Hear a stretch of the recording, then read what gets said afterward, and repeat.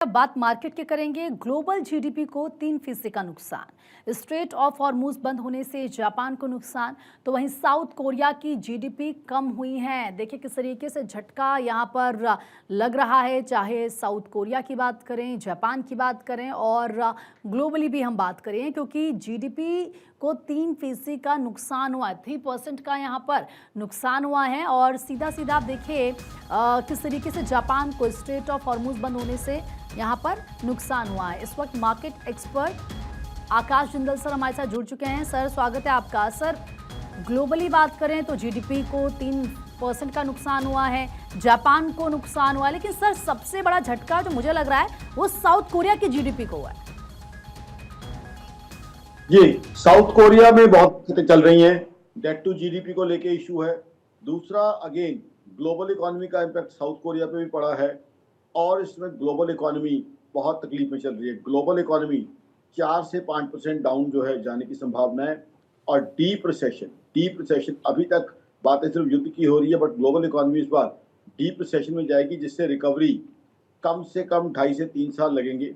जिस तरीके से रिफाइनरीज अटैक की गई हैं, गैस फील्ड अटैक किए गए हैं, अब ये चीज़ें खत्म करने में तो 2 घंटे लगते हैं, बट रिक्रिएट करने में इनको 3 से 4 साल लगेंगे।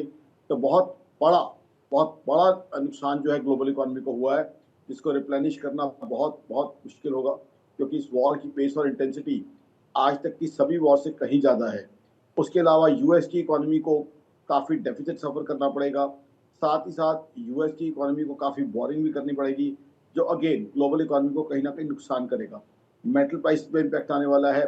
फ्यूल, ना सिर्फ प्राइसेस पे इम्पैक्ट बल्कि फ्यूल की शॉर्टेज दिक्कतें क्रिएट करने वाली है। बात सिर्फ यहाँ तक नहीं है, बात जो है करंट अकाउंट डेफिसिट बढ़ सकता है, फिजिकल डेफिसिट बढ़ सकता है, जीडीपी ग्रोथ कम हो सकती है, फॉरेक्स रिजर्व कम हो सकते हैं और ओवरऑल सर इस बहुत सी बीच दिक्कतें आ सकती ये हैं। जानकारी भी मिल रही है कि शेयर बाजार में भारी गिरावट दर्ज की गई है।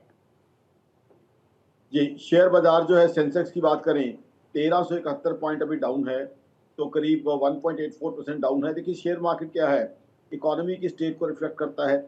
जब फ्यूल की शॉर्टेज होगी ग्लोबली जब स्टैग्फ्लेशन का खतरा होगा, ग्लोबली जब उसका कोई सोल्यूशन नहीं निकलेगा, क्योंकि लोगों को स्टॉक मार्केट में क्या था कि 2.5 दिन की छुट्टी है फ्राइडे के बाद, तब तक कोई रेजोल्यूशन आ जाएगा। और कई एक्सपर्ट्स भी कह रहे थे, मैं खुद जो ग्लोबल चैनल्स पे हूँ, कई मेरे साथी एक्सपर्ट कह रहे थे वॉर एक्सपर्ट्स की 2.5 दिन में कुछ रेजोल्यूशन निकलेगा, बट रेजोल्यूशन नहीं निकला है और वॉर और कॉम्प्लेक्स होती जा रही है। जिस तरीके से वॉर और कॉम्प्लेक्स होती जा रही है, चीज़ें खराब होनी लगभग निश्चित है। ऐसे में बहुत ज़रूरी है कि ऐसे में कैश इज किंग वाला फॉर्मूला अपनाया जाए, वो बहुत ज़रूरी है और सर इन्वेस्टर्स देखिए के लिए, जैसे शेयर क्योंकि बाजार आज खुला, किस तरीके से जो नंबर्स आ रहे हैं, सेंसेक्स में करीब 1300 अंकों की गिरावट दर्ज की गई है और निफ्टी की बात करें तो 400 अंकों की गिरावट इसमें आई है। सर मतलब बाजार खुलते ही जो जिन्होंने अपना पैसा लगाया है उनके लिए तो ये बहुत बड़ा झटका है। जी हाँ, उनके लिए बहुत बड़ा झटका है। 1385 पॉइंट अभी सेंसेक्स डाउन है और जिस तरीके का ग्लोबल जीडीपी को नुकसान हुआ है, झटका और भी बड़ा हो सकता है, क्योंकि हिंदुस्तान की मार्केट में भी फॉरेन इंस्टीट्यूशनल इन्वेस्टर्स की काफ़ी इन्वेस्टमेंट है। तो जाहिर सी बात है एफआईआईज अब अपनी इन्वेस्टमेंट विड्रॉ करेंगे, फॉरेन पोर्टफोलियो इन्वेस्टर्स, क्योंकि फॉरेन पोर्टफोलियो इन्वेस्टर्स हम कहते हैं कि ग्लोबल इन्वेस्टर्स हैं, बट प्राइमरीली यूएस हैं और यूएस की हालत बहुत ख़राब है।